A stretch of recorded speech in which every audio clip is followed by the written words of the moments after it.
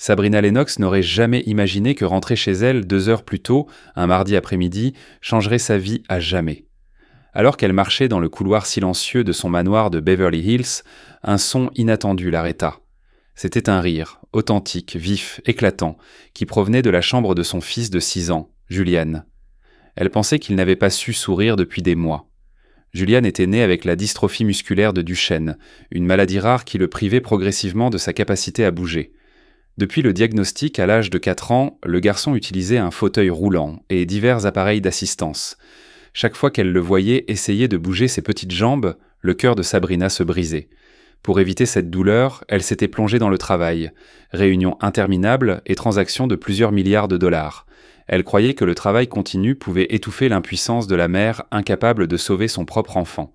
Ce sentiment constant de culpabilité la rongeait lentement, transformant Sabrina Lennox en la femme froide et impénétrable que le monde de la finance vénérait, mais qui était devenue une étrangère pour son propre fils. S'approchant de la porte entr'ouverte, Sabrina jeta un coup d'œil et le sang se figea dans ses veines. Elliot Hayes, l'homme de ménage qu'elle avait engagé 6 mois auparavant, était agenouillé à côté de Julian. Mais ce n'était pas l'image elle-même qui lui arrêta le cœur, c'était ce qu'il faisait. Elliot soutenait tendrement les jambes fragiles du garçon, guidant Julian à travers chaque mouvement avec la précision d'un physiothérapeute professionnel. Le garçon riait doucement tandis qu'Elliot l'encourageait en fredonnant une douce mélodie et en marquant le rythme.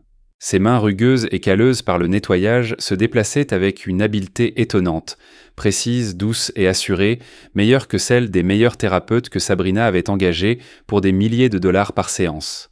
« Allez, mon grand, » murmura Elliot. « Tu te souviens de ce que nous avons dit hier ?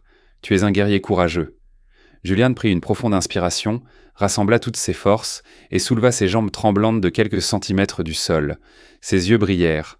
Elliot sourit et applaudit doucement. « C'est ça, tu deviens plus fort chaque jour, Julian. » Sabrina resta là, paralysée par une tempête d'émotions. La colère parce qu'un employé avait osé s'immiscer dans le traitement de son fils. La confusion en voyant le progrès soudain de l'enfant en seulement quelques minutes. Le cœur brisé en réalisant que la personne capable de faire rire Julian n'était pas elle. Peut-être, au fond, il y avait même une jalousie qu'elle n'osait pas s'avouer. Mais il y avait autre chose. Elliot parlait à Julian en utilisant une terminologie médicale précise, faisant référence à des groupes musculaires, des points de tension et des techniques d'étirement. C'était si naturel que des frissons parcoururent l'échine de Sabrina. Comment un simple homme de ménage pouvait-il posséder une telle connaissance du corps humain ? Ce mystère s'empara de son esprit, refusant de la quitter. Elliot Hayes, 34 ans, était originaire d'un petit village de l'Oregon. Ses cheveux châtains ébouriffés, ses yeux bleus profonds marqués par la tristesse et son sourire rare mais chaleureux ressemblaient à un soleil d'hiver précoce. Ses mains étaient calleuses, son dos légèrement courbé, des traces d'années de dur labeur physique. 6 mois auparavant, lorsque Sabrina l'avait interviewé par l'intermédiaire d'une agence de recrutement, la première chose qui avait attiré son attention était son regard. Honnête, calme et sans prétention. Il avait simplement dit « J'ai besoin de ce travail pour subvenir aux besoins de ma fille. Je travaillerai dur. » Sabrina ne l'avait pas embauché pour un CV bien léché. En fait, son dossier était si maigre qu'il paraissait presque vide, mais pour une intuition silencieuse qui lui disait que cet homme était digne de confiance. Au cours des 6 derniers mois, Elliot avait prouvé chaque jour que cette intuition était juste. Il arrivait 1 heure plus tôt chaque matin, ne demandait jamais d'heures supplémentaires. Son travail était minutieux et attentif et il ne se plaignait jamais. Mais ce que Sabrina ne savait pas, c'est que chaque soir, après avoir terminé son service au manoir Lennox, Elliot prenait 2 bus jusqu'à un minuscule appartement à Burbank où il vivait avec sa fille de 8 ans, Nora. Nora avait les yeux bleus de son père et des cheveux blonds généralement tressés en 2 nattes soignées. Son sourire était radieux, mais son regard était plus âgé que ses années, les yeux d'une enfant qui avait vu trop de pertes. 2 ans auparavant, la mère de Nora, Elena, était décédée d'un cancer du sein avancé. Avant sa mort, ils avaient en dépensé chaque centime de leurs économies pour le traitement, laissant Elliot avec des dettes médicales massives et une fillette de 6 ans traumatisée par le chagrin. Nora n'était pas comme les autres enfants. Elle était dans le spectre de l'autisme, ce qui rendait la communication difficile. Après la mort de sa mère, la seule personne qui comprenait vraiment son langage émotionnel, Nora avait presque cessé de parler. Elle s'exprimait par des dessins et Elliot avait appris à la comprendre à travers chaque ligne et chaque couleur. Il n'avait pas d'autre choix que de devenir à la fois père et mère. Elliot lisait des livres, regardait des vidéos et rejoignait des groupes de soutien en ligne pour apprendre à s'occuper d'un enfant autiste. Il avait appris quand Nora avait besoin de silence, quand elle avait besoin d'un câlin et comment transformer ses crises en moments de connexion. Chaque matin, il se réveillait à 5h100, préparait le petit déjeuner, emmenait Nora à l'école, puis prenait le bus pour Beverly Hills. La nuit, peu importe son épuisement, il s'asseyait à côté d'elle, dessinait, parlait de sa mère et apprenait ensemble à avancer. Ce que Sabrina n'avait jamais imaginé, c'était que l'homme silencieux qu'elle avait engagé portait un passé qu'il essayait d'enterrer. Un passé qui pourrait expliquer pourquoi il était si compétent dans les techniques complexes de physiothérapie. Le mercredi matin, Sabrina ne pouvait se concentrer sur aucune réunion. Les graphiques, les rapports et les chiffres s'estompaient en un bruit insignifiant. L'image d'Elliot et Julian dans cette pièce se rejouait dans son esprit comme un film bloqué sur une boucle sans fin. À midi, Sabrina prit une décision. Elle rentrerait à nouveau tôt. Elle avait besoin de savoir ce qui se passait à l'intérieur de sa maison et dans la vie de son fils. Lorsqu'elle entra dans la cuisine, elle trouva Elliot en train de préparer une collation pour Julian. « Elliot, j'ai besoin de te parler. » Sa voix était calme, mais ses yeux froids comme de l'acier.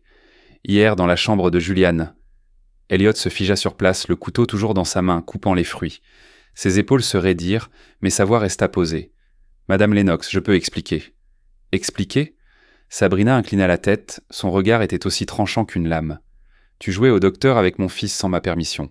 Tu n'es pas formé pour cela, tu n'es qu'un homme de ménage. » Elliot baissa la tête, ses mains tremblaient légèrement. « Je suis désolé, madame, je ne voulais pas dépasser les bornes. » Bien que son ton fût humble, Sabrina sentit quelque chose sous la surface, une conviction tranquille, comme si une vérité assez puissante pour tout changer se cachait derrière ce calme. « Où as-tu appris ces techniques ?» insista-t-elle. Sa voix était plus basse maintenant, mais encore plus acerbe. Comment un homme de ménage peut-il savoir quoi que ce soit sur la physiothérapie ? Elliot garda le silence pendant un long moment, ses doigts serrés fermement. Finalement, il parla. Sa voix était basse mais sincère. « Ma fille, Nora. Elle est née avec l'autisme et des problèmes de développement moteur. Ma femme, Elena, était thérapeute avant de mourir d'un cancer. Elle m'a appris tout ce qu'elle savait pendant 6 ans pour que je puisse m'occuper de notre fille moi-même. Nous ne pouvions pas nous permettre les séances de thérapie coûteuses, alors j'ai dû apprendre. Je suis devenu le propre thérapeute de notre fille. » Quand Elliot leva les yeux, Sabrina vit pour la première fois le feu derrière ses yeux bleus calmes, féroces, stables, déchirants, authentiques. Nora a maintenant 8 ans. Elle lutte toujours avec la communication, mais elle a appris à réguler ses émotions et à parler à ses amis. Et, plus important encore, elle a appris à croire en elle. Les médecins disaient autrefois qu'elle ne pourrait jamais aller dans une classe ordinaire.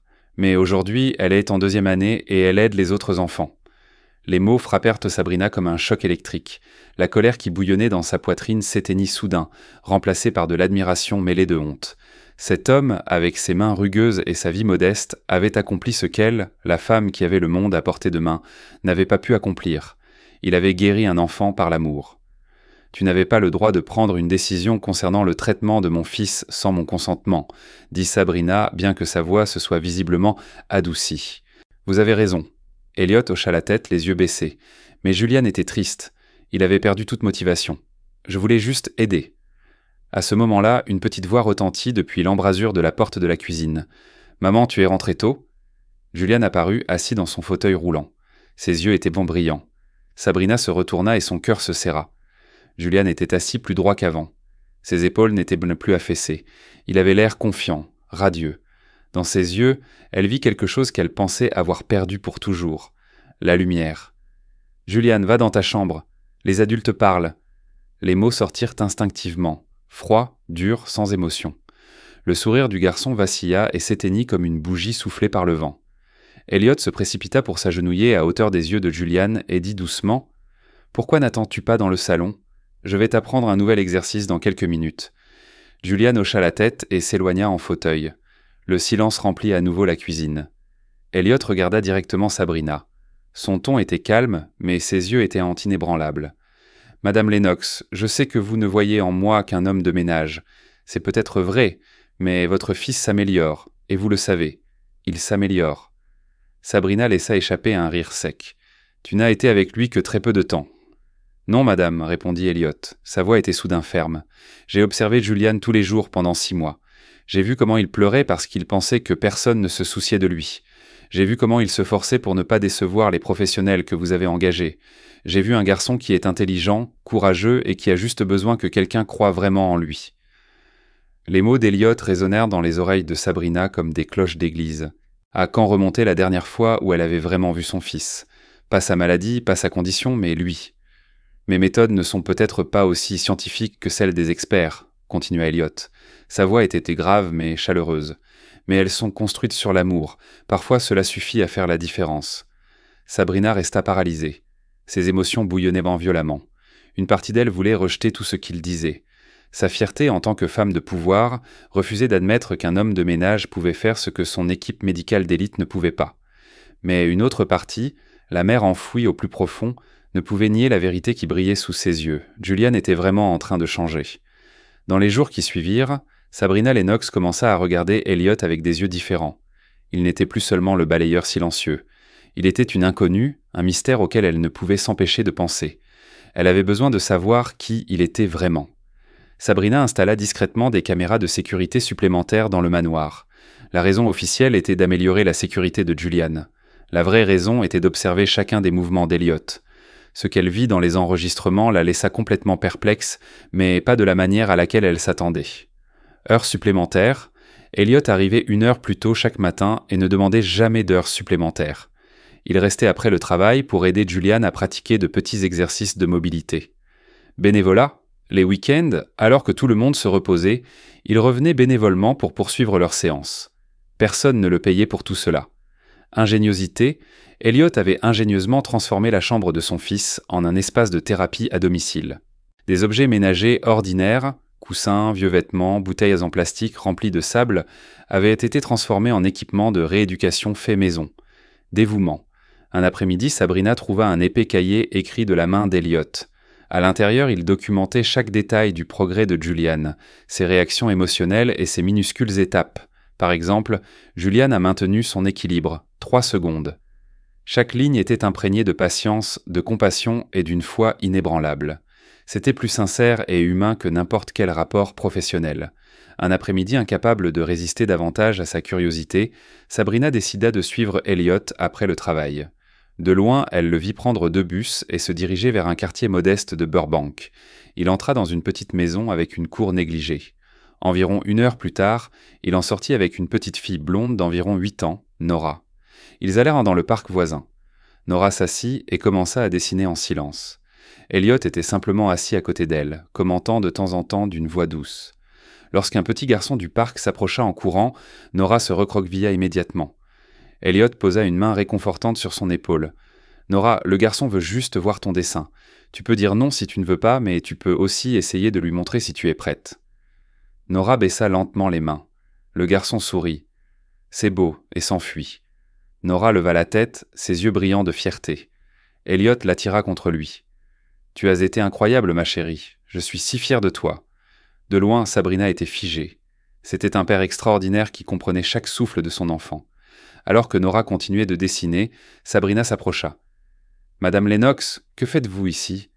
Elliot tressaillit et se leva rapidement, manifestement choqué d'être suivi. « Je veux savoir pourquoi vous vous souciez tant de Julian, » dit sèchement Sabrina. « La vérité, un homme de ménage ordinaire ne passe pas des heures chaque jour avec le fils de son employeur. Alors qu'attendez-vous de moi ?» Elliot regarda Nora. Finalement, il prit une profonde inspiration. « Ma fille n'est pas seulement ma responsabilité, Madame Lennox, elle est ma raison de vivre. Quand le médecin a dit qu'elle ne pourrait jamais communiquer comme les autres enfants, je me suis promis de lui prouver qu'il avait tort. »« Et vous avez réussi ?» demanda Sabrina. « Oui, hocha Elliot. Non pas grâce aux exercices de thérapie, mais parce que je n'ai jamais cessé de croire en elle. Je ne lui ai jamais permis de penser qu'elle était faible ou brisée. » Puis il regarda Sabrina droit dans les yeux. Son ton était calme, mais rempli d'une force tranquille. Et quand je regarde Julian, je vois la même chose. Un enfant plein de potentiel, entouré d'adultes qui, sans s'en rendre compte, ont déjà renoncé à lui. « Vous dites que j'ai renoncé à mon fils », s'exclama Sabrina. « Je n'accuse personne, madame. » Elliot secoua la tête. « Je dis que Julian a besoin de quelqu'un qui croit en l'impossible. » À ce moment-là, Nora accourut, tenant un nouveau dessin. « Papa, j'ai fini. » Elliot s'accroupit. « C'est beau, ma chérie. C'est notre famille, n'est-ce pas ?» Nora pointa du doigt chaque figure. « C'est toi, c'est moi et c'est maman. Elle nous regarde depuis le ciel. Elliot la serra fort. Ses épaules tremblaient, mais il se força à sourire. Sabrina détourna le regard. À cet instant, elle comprit. Elliot Hayes n'aidait pas seulement Julian à bouger à nouveau, il continuait l'héritage de sa défunte épouse, une femme qui avait consacré sa vie à guérir les enfants oubliés. Et à travers cet acte d'amour, il se guérissait toujours lui-même. Mais un mystère tenait toujours Sabrina Lennox éveillée la nuit. Sur les enregistrements des caméras, elle avait remarqué quelque chose d'étrange. À plusieurs reprises, Elliot quittait le manoir très tard, presque à 22 heures, portant toujours le même vieux sac en toile noire. Où allait-il à une heure pareille et que contenait ce sac ? Une semaine plus tard, Sabrina décida de le découvrir par elle-même. Un jeudi soir, vers 20h, Elliot quitta le domaine. Sabrina le suivit discrètement en voiture. Elliot fit 2 correspondances de bus, se dirigeant vers l'est en direction de Los Angeles. Il s'arrêta finalement devant un bâtiment délabré avec une enseigne en bois délavé qui disait « Centre de soutien pour enfants spéciaux Sainte-Marie ». À travers une fenêtre poussiéreuse, Sabrina plissa les yeux, et ce qu'elle vit lui coupa le souffle. Elliot se tenait au centre d'une petite pièce modeste, faiblement éclairée. Autour de lui se trouvaient champ plus d'une douzaine d'enfants, chacun avec sa propre lutte, un garçon en fauteuil roulant, une fille avec des béquilles, un enfant atteint du syndrome de Down, plusieurs enfants autistes. Elliot, l'homme qu'elle croyait autrefois capable de seulement tenir un balai et une serpillière, se tenait maintenant au centre de la pièce, guidant chaque mouvement de chaque enfant. Il parlait doucement, patiemment, avec une touche d'humour. Le mystérieux sac n'était pas rempli d'objets de valeur, mais d'outils de thérapie faits maison, bandes élastiques, balles souples, bouteilles remplies de sable. Les enfants l'appelaient par un seul nom, Maître Elliot. Sabrina ouvrit doucement la porte et entra, restant dans un coin. Personne ne la remarqua. Une petite fille nommée Maria essayait de marcher avec des orthèses. Elliot s'agenouilla. « Allez Maria, essayons 5 pas aujourd'hui, juste 5. » Au 5e pas, elle éclata de rire. Elliot frappa dans ses mains. « C'est merveilleux Maria, la semaine prochaine nous essaierons 7. » À côté, une femme âgée et épuisée essuyait ses larmes. Quand Elliot passa, elle attrapa sa main. « Maître Elliot, merci. Maria n'avait pas souri depuis 6 mois depuis l'accident, et ce soir, elle a souri. Vous m'avez rendu ma fille. » Elliot sourit doucement. Maria était courageuse, Madame Rodriguez. Elle se guérit toute seule.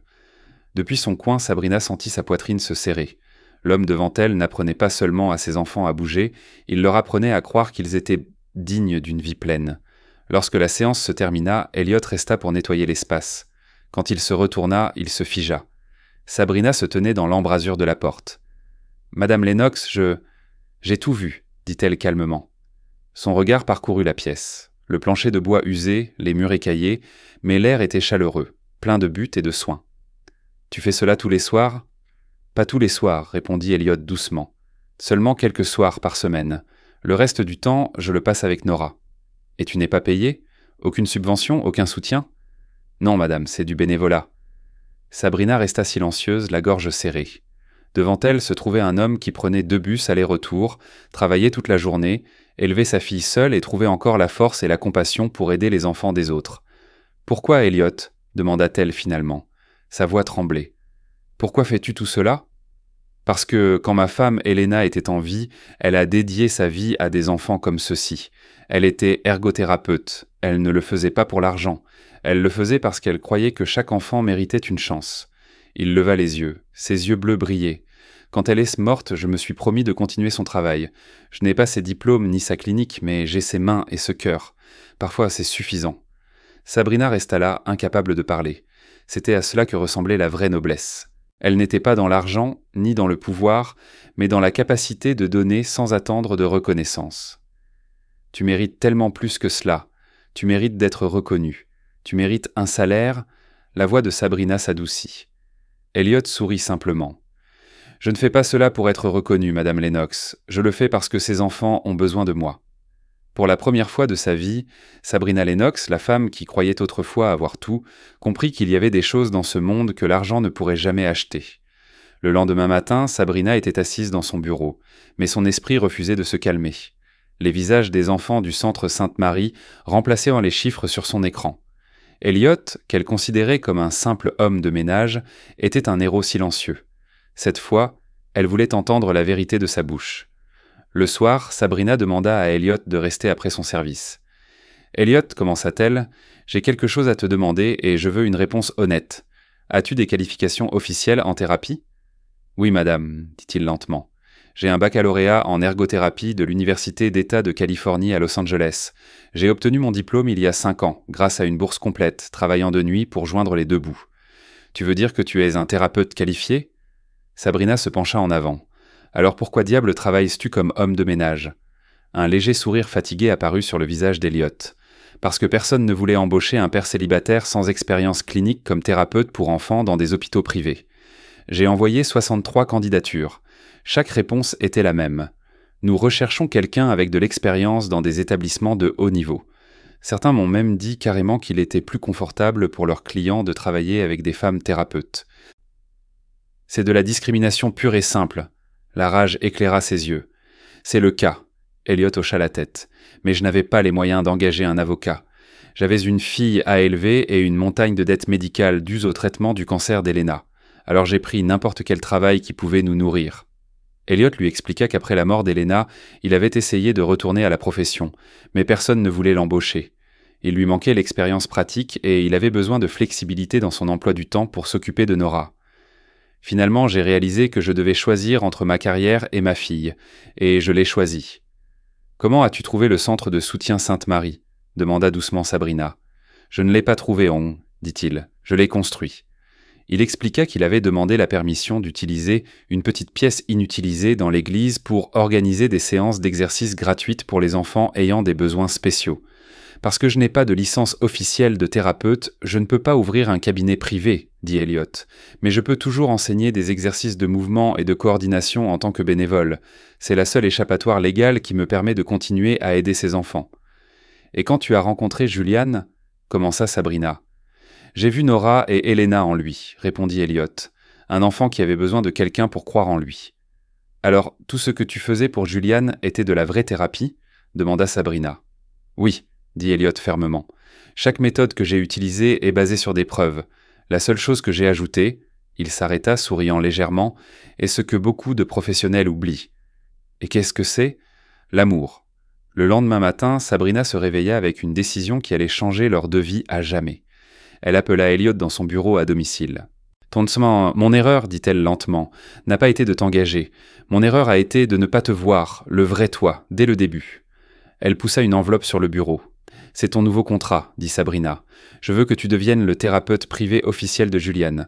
Ton salaire sera multiplié par 6, assurance maladie complète pour toi et Nora, et un horaire flexible. » Madame Lennox, je ne sais pas quoi dire. Alors laisse-moi finir, sourit Sabrina. Je finance également la rénovation complète du centre communautaire Sainte-Marie. Tu auras de nouveaux équipements, une équipe professionnelle et un budget de fonctionnement permanent. Je veux que tu le diriges en tant que directeur médical. Les larmes remplirent les yeux d'Elliot. Je ne peux pas accepter cela. C'est trop généreux. Non, Elliot, sa voix était ferme. Tu peux et tu le feras. Ce n'est pas de la charité, c'est de la justice. Tu mérites d'être reconnu non seulement pour Julian, mais pour chaque enfant. Elle fit une pause. Et une chose de plus. Je financerai une bourse complète pour que tu obtiennes ta maîtrise en thérapie pédiatrique à l'Université de Californie du Sud. Elliot se couvrit le visage de ses mains. Il commença à pleurer, non de tristesse mais de soulagement. Sabrina appela Julian dans le bureau. Le petit garçon entra dans son fauteuil roulant. « Julian chéri, voudrais-tu que Monsieur Elliot soit ton thérapeute officiel ?»« Oui !» cria Julian. « Tu es comme le papa que je n'ai jamais eu. » Sabrina se figea. Elle réalisa que la lutte de son fils n'était pas seulement une question de muscles, mais de l'absence de quelqu'un pour l'aimer sans condition. 3 semaines plus tard, le miracle se produisit. Sabrina était dans son bureau lorsqu'elle entendit une voix paniquée et excitée. « Maman, maman, vite !» Elle se précipita et se figea dans l'embrasure de la porte. Julian se tenait debout, sans fauteuil roulant, sans orthèse. Il se tenait tremblant, mais droit. Elliot était à genoux devant lui. « Maman, regarde !» cria Julian. « Je suis debout. » « Tu l'as fait, Julian, murmura-t-elle. « Mon courageux garçon. »« Je vais marcher maintenant, maman, dit Julian. Elliot dit que je suis prêt. » Il leva sa jambe droite, la déplaça vers l'avant, puis la gauche. Toute la pièce retint son souffle. Il fit 3 pas complets avant que ses jambes ne fléchissent. Elliot le rattrapa. « Je l'ai fait, Elliot. » La voix d'Elliot tremblait. « Je suis si fier de toi, Julian. » Sabrina tomba à genoux, les serrant tous les deux. Elle savait que le miracle devant elle était né d'un homme ordinaire dont le cœur n'avait jamais cessé de croire en la guérison par l'amour. L'épreuve, Un mois plus tard, lors d'un examen de routine, le docteur Richard Preston, un neurologue pédiatrique de premier plan, remarqua les améliorations inhabituelles. « La dystrophie musculaire de Duchenne est une maladie progressive », dit-il. « Les muscles ne deviennent pas plus forts. » « Cela pourrait être dû à la thérapie intensive, » dit Sabrina, « où le diagnostic initial était erroné. Je veux tout réévaluer. » Le docteur Preston avertit également Sabrina. « J'ai entendu dire que vous avez engagé un homme sans licence clinique valide pour traiter votre fils. Légalement, il n'est pas autorisé à pratiquer la thérapie. S'il y a des complications, les conséquences pourraient être graves. » Puis vint la véritable épreuve. Elliot et Julian s'entraînaient lorsque Sabrina entendit un cri. « Aïe, mes jambes, elles me font mal !» Julian était étendu sur le sol. Ses jambes étaient en spasme. « Je pense que c'est une élongation musculaire, » dit Elliot, sa voix restant posée. « Je l'ai peut-être trop sollicité. » Sabrina appela une ambulance. À l'hôpital, le diagnostic fut clair, une grave élongation musculaire dans les deux jambes. Le docteur Preston fut sévère. « C'est exactement ce contre quoi je vous avais mis en garde, Madame Lennox. Une thérapie non supervisée peut faire plus de mal que de bien. » Ce soir-là, Elliot vint à l'hôpital, mais Sabrina se tenait à la porte. « Je pense que tu devrais rentrer chez toi, » dit-elle doucement, mais fermement. « Expliquez quoi ?» l'interrompit Sabrina. « Que tu as blessé mon fils ? Que j'ai été assez stupide pour te faire confiance ? » « Je n'aurais jamais blessé Julian, » murmura Elliot. « Tu n'es pas le médecin de mon fils, Elliot, » coupa Sabrina. « Peut-être que je l'ai oublié. » Elliot ne discuta pas. Il se retourna simplement et s'éloigna dans le long couloir. Les 2 semaines suivantes furent les plus sombres. Julian à l'hôpital demandait après Elliot presque tous les jours. Sans Elliot, Julian commença à régresser. La nouvelle équipe de thérapeutes ne parvenait pas à le faire participer. « Maman, tu détestes Monsieur Elliot ?» demanda Julian doucement un soir. « Il me manque. »« Ce n'est pas sa faute, non » cria Julian. « Je voulais l'impressionner. J'ai trop forcé. C'est ma faute. »« J'aime Monsieur Elliot, » murmura Julian. « Il est le seul à croire vraiment que je peux faire des choses. Pas comme les médecins, pas comme toi. » Les derniers mots la transpercèrent. Sabrina n'avait jamais vraiment cru que son fils pouvait vaincre la maladie. Elle l'avait accepté comme une condamnation irréversible. Mais Elliot, non. Le lendemain matin, Sabrina rencontra le docteur Preston. « Docteur, commença-t-elle, mon fils s'améliorait-il vraiment avant l'élongation, ou était-ce tout dans ma tête ?»« Madame Lennox, je dois admettre quelque chose, » dit le docteur Preston. « Julian a montré une amélioration remarquable. La force musculaire a augmenté de près de 40%, la coordination motrice de plus de 50%. Je n'ai jamais vu de tels chiffres chez un patient atteint de dystrophie musculaire de Duchenne. » Alors Elliot avait raison. Il a fait quelque chose, hocha la tête le docteur Preston. Julian croyait en Monsieur Hayes, et parfois la croyance elle-même crée des changements mesurables réels. Quant à l'élongation musculaire, il n'y a pas eu de faute professionnelle. Alors docteur, que dois-je faire maintenant ? Ramenez-le, mais faites-le correctement cette fois. Je travaillerai avec Monsieur Hayes, en équipe. Le même après-midi, Sabrina se rendit à Burbank. Nora était assise par terre, en train de colorier. « Bonjour Nora, » dit Sabrina. « Tes dessins sont beaux. » Nora tendit à Sabrina son dernier dessin. Il représentait 3 figures, un homme, une fille blonde et un garçon en fauteuil roulant. « C'est Julian, » dit Nora doucement. « Papa m'a parlé de lui. Il a dit que Julian était très courageux. » Après que Nora se soit couchée, Sabrina et Elliot s'assirent l'un en face de l'autre. « Elliot, je suis venue ici pour m'excuser, » commença Sabrina. « Je t'ai traité injustement. J'ai projeté ma propre peur sur toi. »« Non, » dit Sabrina fermement. « Le docteur Preston a dit que la tension était une partie normale du rétablissement, et il veut que tu reviennes officiellement. Cette fois, tu travailleras avec l'équipe médicale. Après tout ce qui s'est passé, pourquoi veux-tu toujours que je revienne ?» Sabrina tendit la main et prit la sienne. « Parce que mon fils t'aime, et parce que j'ai réalisé que tu as donné à ma famille ce que je n'aurais jamais pu acheter, l'espoir. »« Je reviendrai, » dit-il doucement, « pas pour le poste, ni pour le salaire, mais pour Julian. » Julian sortit de l'hôpital 1 semaine plus tard. Au moment où il franchit le seuil du manoir et vit Elliot, son visage s'illumina. « Je suis là, mon grand, je t'ai promis, je ne m'en irai pas. » À partir de ce moment, tout commença à changer. Le docteur Preston créa une équipe intégrée, mélangeant médecine, thérapie et psychologie. Sabrina Lennox réduisit son emploi du temps. Chaque jour à 17h100, elle rentrait chez elle pour être à l'heure pour la séance de thérapie de son fils. Elliot la guidait doucement. « Mettons tes mains ici. » Sans les muscles de Julian lorsqu'il essaie de lever sa jambe. Sabrina suivit ses instructions, et pour la première fois, elle se connecta vraiment avec son enfant. « Tu te débrouilles si bien, Julian, » murmura-t-elle. « Maman, tu le penses vraiment ?» J'ai toujours été fier de toi, chérie. Je ne savais juste pas comment le dire. Un samedi après-midi, Sabrina invita Elliot et Nora au manoir pour le déjeuner. Julian pouvait maintenant marcher avec assistance. « J'ai tout entendu sur toi par ton papa, » dit Nora. « Je ne pouvais pas avant, » dit Julian fièrement. « Mais maintenant, j'apprends à nouveau. Ton papa m'enseigne très bien. Tu veux voir mes dessins ?» Nora tendit la main. Les deux enfants allèrent ensemble dans le jardin. Sabrina et Elliot préparèrent le déjeuner côte à côte. « Merci d'être venu et merci d'avoir amené Nora, » dit Sabrina. « Julian a besoin d'un ami. »« Nora aussi, » dit Elliot chaleureusement. « Les autres enfants ne la comprennent pas toujours. »« Julian est pareil, » soupira Sabrina. « Peut-être qu'ils peuvent s'entraider ?»« Tu es un père formidable, Elliot, » dit-elle doucement. « J'espère seulement pouvoir être un jour une mère comme toi, à ma manière. » Elliot rencontra son regard. « Tu l'es déjà, Madame Lennox. Je le vois tous les jours. » La famille Cho se formait non par le sang, mais par la confiance, le courage et l'amour inconditionnel. L'histoire de Sabrina, Julian, Elliot et Nora est un rappel doux mais profond. Ne jugez jamais les gens par leur travail ou leur statut. La vraie valeur se trouve dans le cœur, dans la façon dont nous aimons, croyons et donnons.